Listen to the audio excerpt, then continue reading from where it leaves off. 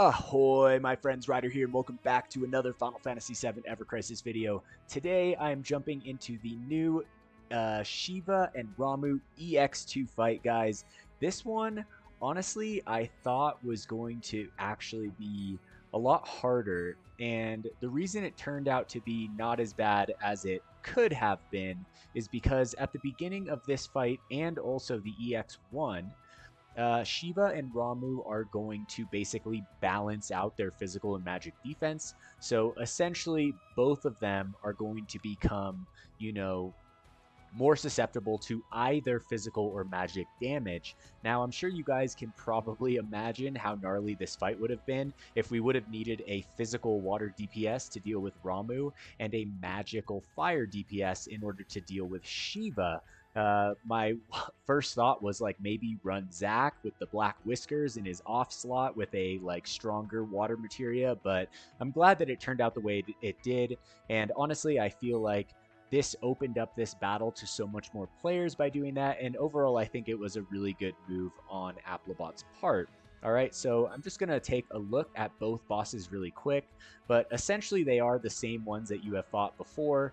We're just going to be fighting them together. Now, on top of that, when we fought Ifrit and Bahamut, we had the use of poison materia, which helped us do damage throughout the fight. However, both Ramuh and Shiva are immune to poison damage, so we are going to have to bring a water and fire DPS character into this fight to deal with both of them. I'm going to show you guys how I handle that here in a second. So here we have Ramuh, right? As you can see, he has no immunities to any offensive breaks or defensive breaks for that matter, and Shiva is going to be exactly the same way. He's going to use powerful lightning element magic abilities. At the start of the battle, he's going to use guard sync to even out physical and defense and magic defense with Shiva.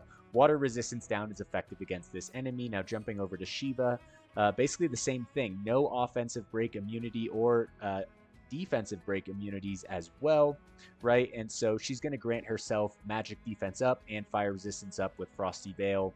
Now, I did already beat this fight, so up here in a second after I introduce the teams to you guys, I'm going to be doing a voiceover of the whole fight. Before I get into that, there are different sequences in which this fight can play out depending on how you approach the fight, right? So if you start with Ramuh at the beginning, or if you start with Shiva at the beginning, different things can happen. So I am going to be focusing Shiva down to about 30 or 40% HP before switching to Ramuh, and my goal is to basically break her fire bar by the time they do their third major attack, which will basically trigger the sigil phase only with Ramuh later on, or if Shiva's bar is not broken, then you'll trigger the full sigil phase where you're trying to break Shiva and Ramuh at the same time, which I've found is definitely a lot harder than just dealing with Ramuh. So I'm going to show you guys my sequence today. I don't know all of the different sequences. I'm sure there's a lot.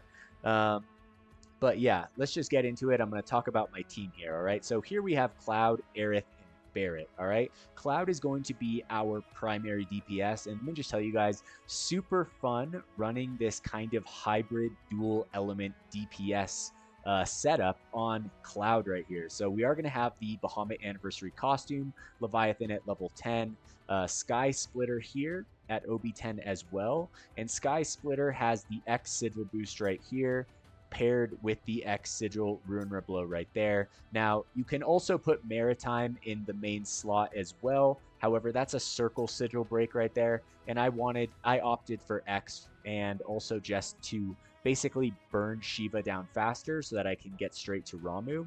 But either way, you guys can interchange based on your playstyle, whatever you want, whether it's Sky Splitter or Maritime in the main slot. We have Cloud's Buster Sword ultimate weapon right here, and a very important Defaith materia on Cloud. I will tell you guys that in this fight, magic attack break is king, right? It's going to take precedence basically over all other things other than magic defense up and healing, right? So I'm only going to really be imperiling and attacking when I am in the clear to do so. So I think there's a lot of instances in this fight where you can kind of like almost get a bit greedy going for something, and I think the idea with this fight is literally to just always make sure that the boss's magic attacks are broken. They're going to constantly be replenishing their magic attack bars throughout the fight. So it's a constant kind of like cleanup that we're having to do as we're going through the fight. But if you can survive and make it through it, eventually the DPS will bring you that win.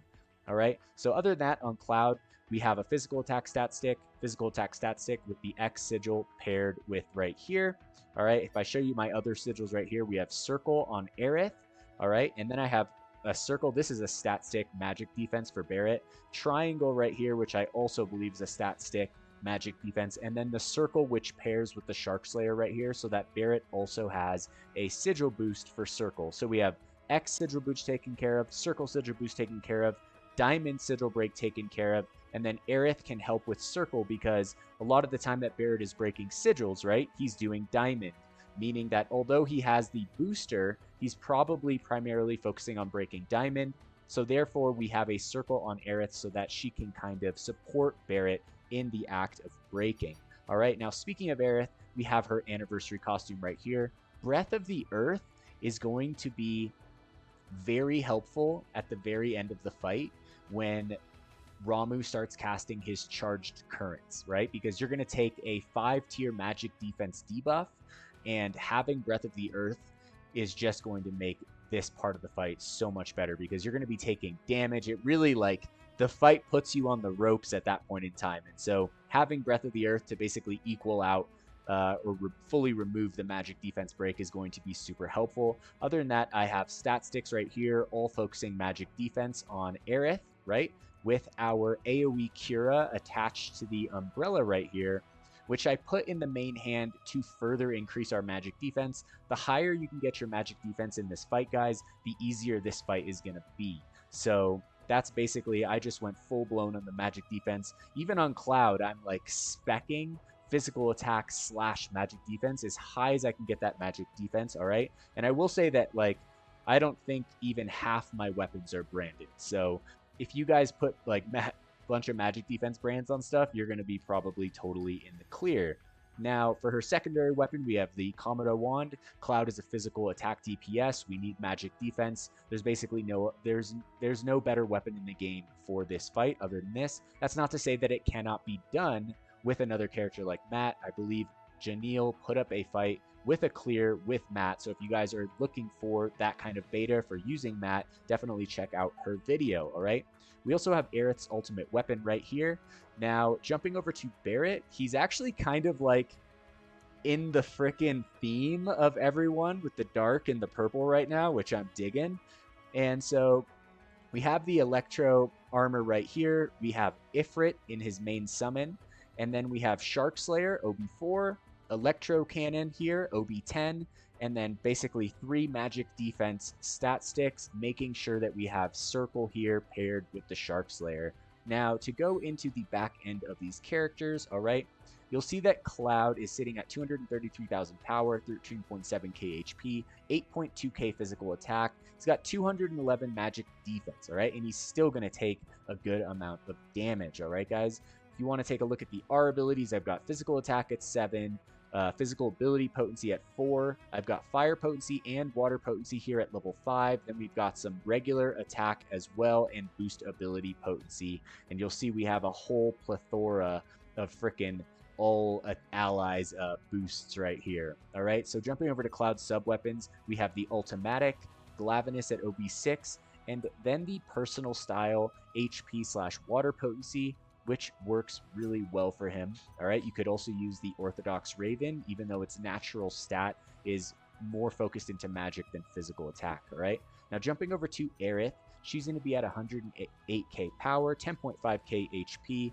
She's got 314 magic defense, right? So super high. And 3.5k healing, which is also super good. All right, so these are the R abilities for you guys to just briefly check out. All right, and going to the sub-weapons, we have the Centipede here at OB10. We have the, the Stream Slasher here at OB6. And then the Assault Gun for healing and ice resistance here at OB10. I'm just going to turn on a little light. All right, now jumping over to Barret, our final player, but also so clutch in this fight, is going to be 131k power, 15k HP. You want Barret, or whoever your tank is, I'm guessing it's going to be Barret, to have the highest HP so that he triggers their Thunderlance and Heavenly Strike. their double single target attack will hit the person with the current highest HP. So you just want to make sure that Barrett is up there, all right? He's going to have 285 magic defense and 4.2k physical attack. For his our abilities back here, he's way more defensive focused. So we've got HP, lightning resist, buff debuff extension is huge. Sub weapons including the Bahamut Greatsword right here, Matt's Foam Sword. So we have double magic defense all guild weapons equipped, and one of them is in the main slot. So super high magic defense all to the party. And then last but not least, we have Nameless here for the boost HP and lightning resistance, all right? Which is also great because both the Foam Sword and the Umbrella, I believe, both have lightning resist on them, which just so happens to work perfectly for this fight. All right, guys, well, that is going to conclude my team build for the Shiva Ramuh EX2 fight. That being said, let's get into the voiceover clear. All right, guys, here we are going into the Shiva Ramuh EX2 fight. I'm going to turn down the volume just a bit. All right. And let's freaking get into it. So at the beginning of this fight, I'm just going to be waiting here. I'm going to switch over to Cloud here in a second. Oh, whoops. Sorry about that. All right. And when Cloud gets to max ATB, I'm going to double deface, all right, on Shiva. Okay, Shiva's going to be our first target. All right. We will be potentially going back and forth, but with Electro Cannon, you don't really have to worry about switching back and forth between the two. Solid Bazooka does work, but I think that Electro Cannon just makes the fight easier. All right, so there we go. Using that, we're going to get them fully broken for the first Icy Judgment, and Aerith is going to get off the Spiritual Harmony. All right, so here we are. We're going to basically block this first attack, and it's going to be closely followed by a second one here.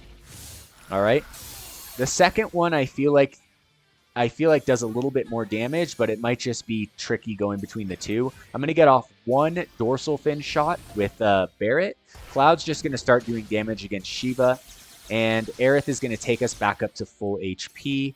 Barrett is going to do one of those imperils and then immediately switch back to the AoE physical magic attack break. All right. And as you can see, Cloud is not always going to be focusing damage. He will be doing some defates here and there, probably jumping back to Ramuh. You just have to keep your eye on the debuffs, all right? It's kind of tricky because at one point in time in the fight, you're going to see a lot of buffs lined up on these bosses. You just got to get a quick eye for it just to make sure, and you're always looking for the magic attack buff and trying to get that broken to at least one tier broken, all right? All right, so we're going to tank that second hit right there. I'm going to counter that with both Aerith's ultimate weapon and AoE Cura, all right? Now we're going to get off two dorsal fin shots on Shiva, and the goal is to break this bar before we go into the next attack phase, all right? So here we go. Cloud is just moving through it. Aerith is going to use Cleansing Rain here on Cloud, and Barrett is essentially, you can still see the magic attack buff on Ramuh over there, so he is just going to still be focusing on breaking their attacks. Like I said, breaking their attack is absolutely clutch in this fight, guys. All right, so we broke Shiva's bar. It's not going to stop her Heavenly Strike. And keep an eye on your tank.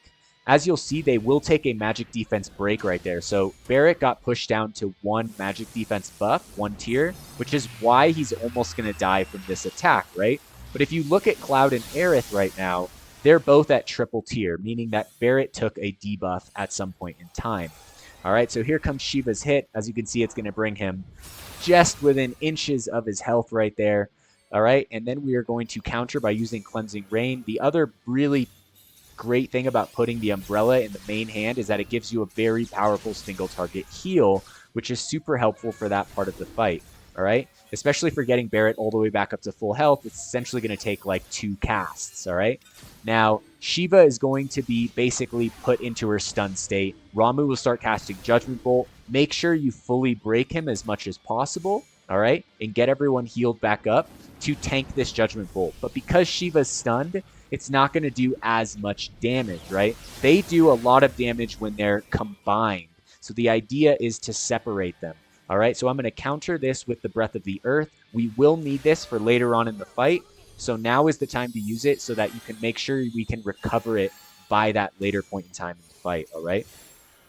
Aerith is going to use Spiritual Harmony right here. And Barrett is going to go back into Dorsal Fin.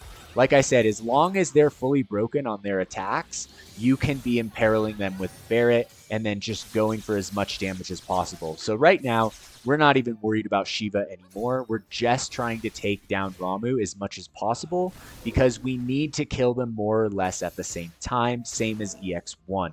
All right, so here comes the Thunder Blizzard. Same thing going on. We're just going to be breaking their attacks, preparing for it, making sure we have our magic defense buff while doing as much damage as possible. Now, right before it goes off, the Thunder Blizzard, I'm going to pop the summons, right? So make sure you have the full imperils on Ramuh before you do this, all right? This is going to burn down their bars as much as possible, all right? And I didn't imperil Shiva because we don't want her to die too fast, right? But as you can see, we basically tanked the lightning bar right there, which is going to greatly reduce this damage that we're about to take from this attack. All right, so there it is. The attack is super cool. This is actually the attack that you unlock when you beat this fight, or I think maybe in EX1. All right, there we go. Now my sound gets a little messed up at this point in time in the fight, but I hope that you guys can bear with it as I will right now.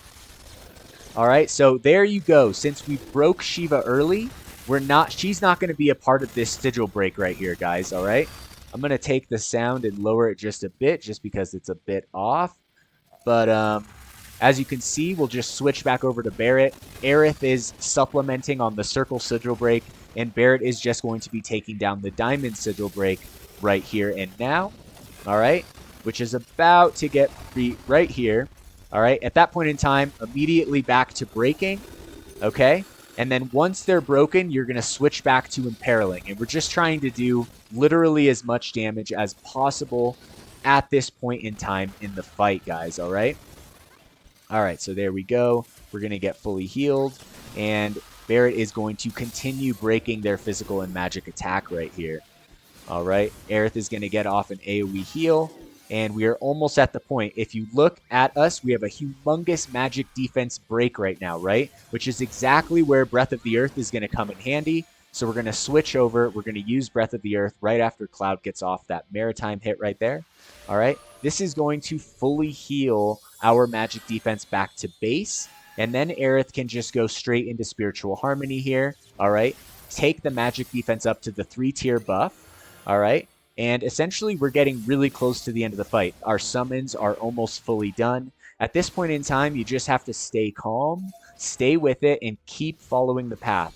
Break the magic attack when it goes up every single time. Keep them imperiled. Make sure that Aerith keeps the magic defense buff on the party while also keeping them fully topped off in HP. All right, so there we go. Spiritual Harmony, dropping it again to get that physical attack buff on Cloud. Going to wait until it hits and then just keep on pushing it right here. Now, at this point in time, what I should have been doing is making sure I had the imperils on Shiva as well so that the Ifrit would for sure kill her. But also keep in mind, Ramuh still has a 2-tier magic attack buff right here for this big Thunder Blizzard that's about to be incoming.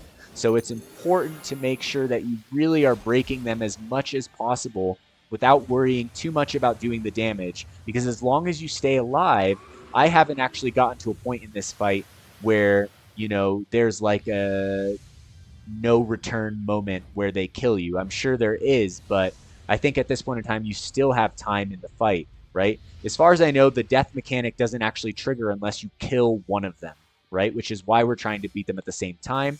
All right, right at the last second, we're going to switch over to defense.